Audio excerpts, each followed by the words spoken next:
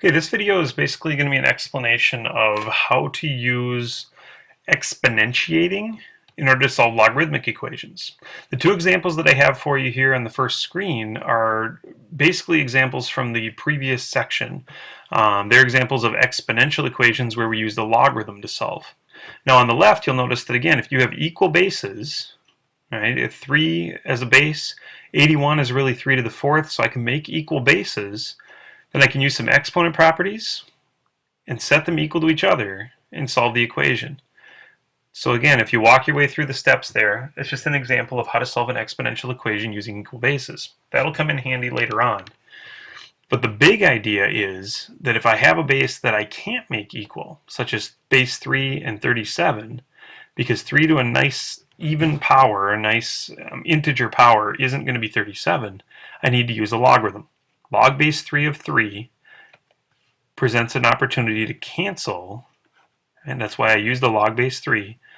It lets us cancel our exponential, so that log base 3 of 37 is then a number you can find. You could type that immediately into a calculator if you want, but I know I've got a few more steps to go, so I went ahead and subtracted 9 and then divided by 2, leaving us with an opportunity to just type the entire thing straight into our calculator.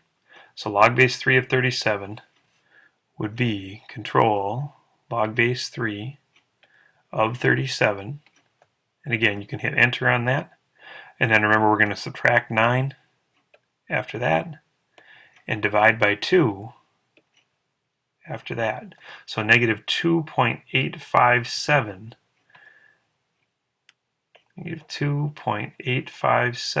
would be a good answer to that problem. Again, the longer you can wait before you actually round anything off, the better. Again, if you're typing it into your calculator and you do it in steps, but keep carrying your numbers down, carrying your answer down, you'll get a nice accurate answer.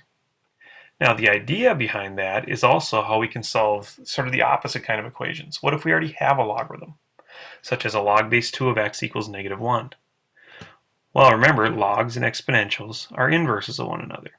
So if I take 2 to the power of this side over here, well, 2 to the power of log base 2, remember that that is going to cancel, leaving you with just what was inside, or basically the x, what used to be inside the logarithm. Remember that if I did 2 to the power on the left, I also need to take 2 to the power on the right, so we get 2 to the negative 1 is what x is actually equal to. And if we remember, negative exponents make fractions. That 2 can move to the bottom of a fraction, and our answer is actually 1/2. So let's go ahead and try that down here on the bottom. If I've got a log base 3, the first thing that I should do is take 3 to the power of both sides. Log base 3 as the exponent of an exponential base 3 means that those are going to cancel away. Again, taking away all of that stuff there, and you're left with 2x minus 1, what used to be on the inside. Remember that 3 to the third on the right is 27. I can then add my 1, giving me 28, and divide by 2, leaving me with 14. Remember to always take that answer and plug it back in. Logarithms, remember we can't find the log of a negative number or a log of 0. So we want to make sure the answer we get doesn't give us an extraneous solution. So up top here, if we had put in 1/2, we could go on our calculator and say log base 2 of a half and make sure that it actually comes out to negative 1 up here, which remember is what we had at the beginning of the problem. Same thing for the second part. 2 times 14, if I plug 14 in there, is 28. Minus 1 is 27. And if you double check it on your calculator, log base 3 of 27, log base 3 of 27 does come out to 3, which again is what I wanted to check over here at the left. Now that equal base idea is actually what's going to help us on the right. Notice that we've got a log base 5 of some stuff is equal to log base 5 of 3x, some other stuff. Well, if both sides are to the log base 5, then we can say 5 to the power and 5 to the power, or essentially just cancel away those logarithms. And if log base 5 of, again, some stuff equals log base 5 of some stuff, then that means that the stuff on the inside, 2x plus 15, has to equal 3x on the right. Subtract your 2x very quickly, and you'll find out that x equals 15. And again, take that answer and plug it back in. 2 times 15 is 30, plus 15 is 45, and log base 5 of 45. The question is, does that equal log base 5 of 3 times 15? Well, 3 times 15 is also 45. So without even actually putting them in our calculator, if I get 45 inside the log on the left and 45 inside the log on the right, they must come out equal. Same thing down here at the bottom. We're going to cancel our logarithms by saying 10 to the power, 10 to the power. But remember, that's also canceled away. That's what canceled the log. So 5 minus 3x equals 4x minus 9. If I add my 3x, you get 7x over here. Add 9 over to the left. I get 14. And x comes out equal to 2. But now, here's where we want to be careful. If you plug that 2 back in, notice that you're going to end up with log of 5 minus 6, or the log of negative 1, which is undefined, which means that this is an extraneous solution, and if it's the only possible answer, then our final answer is that there's no solution. There was no actual workable solution due to the fact that, again, when you checked your answer, you came up undefined. Remember to check your answers. You cannot find the log of a negative number, so if that happens anywhere in the problem, that number doesn't actually work to solve the equation. Now, on the next page, here are a couple of tougher problems. First, I'll show you one, and then we'll give you an example to try. So, for the example over here on the left, notice now I've got two logs added together, so they're not equal to each other.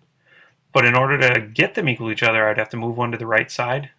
But due to that 1, you would end up with a 1 minus log of x plus 2. And again, if that log is not completely by itself, that's not going to do us a whole lot of good. So moving that over to the right side, if it's not going to be alone, doesn't help. Think back to when we did square roots. It's the same idea. If you can't isolate the root, it's going to be a little bit more trouble. Well, if I can make this a single logarithm, though, that would be helpful. Then I can easily cancel the log away. So think back, a log plus a log. Remember, we have a property that says that can become a single logarithm of the two inside parts multiplied. Right? So you get those two inside pieces multiplied. Now that that log is by itself, unlike up top where I was separated by addition, so I couldn't cancel the logs, now I can cancel that log. 10 to this entire side becomes 10 to the log base 10, which means that can cancel away. And if I do 10 to the power there, you can cancel this, leaving you with, if we FOIL a little bit or distribute a little bit, 3x squared plus 6x equals 10. Now it's no longer a log problem, it's just quadratic. So go ahead and solve for 0. Or the best thing to do for a quadratic equation is get that equal to 0. If you can factor it, go right ahead. If not, remember you can always use the quadratic formula, which on our TI Inspire, remember we can always say menu, algebra or 3, polynomial tools, find the polynomial roots. We're quadratic. I want to just make sure, just in case they come up imaginary, we'll change that to complex. But then let's go ahead and put in our coefficients. So we've got 3, 6, and negative 10. So I'm going to plug in 3, I'm going to plug in 6, and I'm going to plug in negative 10, and hit enter. Notice it's typed correctly down here at the bottom. So if I go ahead and press enter there, you'll notice we get negative 3.082. So x could be approximately negative 3.082 or 1.082. 1.082. Remember to check your answers. By plugging that negative 3.082 back into the problem, you'll notice that this becomes log of negative 9 point something. Basically log of a negative number, however. Doesn't really matter what the number is. That makes this an extraneous solution. So just write a little ext. 1.082 on the other hand, when you plug that back in, that should stay positive here on the left. 1 plus 2 is going to be a positive 3.082 in the middle. Thus, more than likely, giving you a solid answer here. Again, feel free to check your answer, type that back into a calculator, but as long as that inside of the logarithm stays positive, there's a good chance you're going to get a good answer. Go ahead and take a second, think about the logarithm over here at the right, and we'll come back with the correct answer in just a minute.